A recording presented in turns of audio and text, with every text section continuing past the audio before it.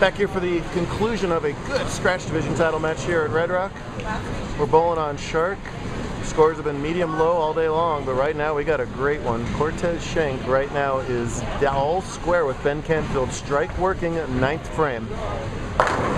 Can the 4 trip? It won't. So now the best Tez can do is 228, going at a 218 pace. Canfield would go 9 spare strike in the 10th for 217. So it's going to come down to the 10th frame. This is the first time these two talented bowlers have ever played each other for a JBT title. Good job at the spare. Don't want to ever take those for granted. Tez wanted that hit. We just saw 2 young ladies with a whole lot of body language in the handicap title match. Tez is downright fidgety on the lanes these days. Just started developing this. You know exactly how he feels about each shot too. The women's series is also finishing up, as right now Randi trails Crystalene by 8 pins through the 8th frame. Oh man. Oh goodness. Well, that 10 pin makes it a lot more interesting. And now if Tez goes spare strike, he has 217. If Ben should go 9 spare strike, he'll have 217, and we'll have a 1-shot roll-off. Ooh-ah. We've already had 1 title match tie this year, as Kyle and Jacob tied at 225 back at Cliff Castle just last week. Has the spare, can't take those for granted, as I already said. Tez fidgets and thinks about his fill ball. 14 years old, folks, the under 15 junior gold national champ. 18 titles already, almost all of them scratch. It's a prodigy, folks. Ben, the captain of the ASU college bowling team, so a lot of numbers he can throw back at him. Fill ball's huge. That's a bad 9 count right there, better than the 8 that he almost had. He finishes up at 216. Now Ben needs 9 spare strike to win. 8 spare strike would tie. 9 spare, 9 would tie. A strike on this ball and it's all over. All kinds of possibilities here. On this right-hand lane, he struck in the 8th, 9 spare in the 6th, 9 spare in the 4th, 8 spare in the 2nd. So he's waiting ticket number 21. Your lane is available. Ticket number 21. Seems to have zoned in on this lane as we go. Ben has had a hard time winning in the last couple months. This is a shot he really wants right here. Oh, it holds just to the tail end. Well, I'm telling you, that was an inch or a half mile an hour away from a 4.7, 4-pin, 4.9, anything. Instead, just gets it to push that last little bit, and Ben comes through with the title. This is a big win for Ben. He started the season red hot last year.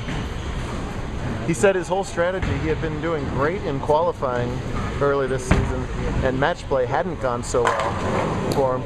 So he jokingly said that his strategy was he's going to sneak in the cut and then dominate in match play today.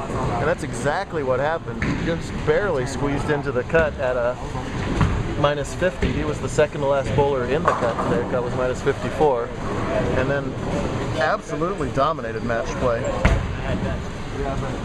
Finishing off with the strike for 238 and the title. Great stuff out of both of those bowlers.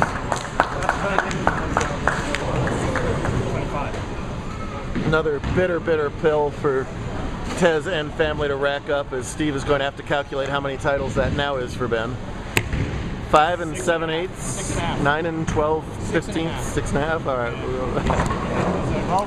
Tez is out of the family. 6.5 on the Schenck-o-meter, 8 on the JBT-o-meter. All right, we're going to get to catch the end of the women's match here. Way down yonder on 57 and 58. Randi's had an outstanding weekend. Second in scratch yesterday. Won the girls yesterday. Well, Tez wants a little more camera time. 9th frame strike there for Speiler. She's got 123 through 8. And Pineda's got 117 through 8, so it's a 6-pin lead for Speiler heading into the 10th. A very nervous Anthony Dang off to my left. Yep. An even more nervous Jason Pappas further to my left. A board out of her skull, Grandma Speiler off to her left. She's so mad at me right now. Strike will win for Randi. doesn't have it. It's a 7 count instead, so Crystal's going to have a chance no matter what. Should Randy miss this spare, Crystal will just need a mark to win. Anybody presenting plaques yet? Plaque presenter? Plaque girl?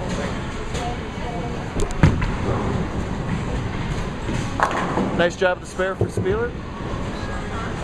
Fill ball not that big a deal here. She doesn't want to get anything less than 6. Not even 5 will force the issue.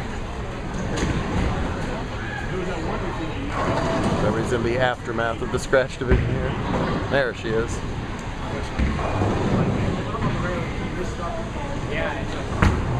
Just needs to keep it on the lane here. She does. Good enough. All right, 163 for Randi. To win her first Women's Series title of the season, Crystal needs to go double 7. 27 pins in the 10th wins it. Anything less, Randi will sweep the Women's Series this weekend. Crystal, a developing young bowler. We were noticing how much better she was throwing the ball today. She must have worked hard over the summer.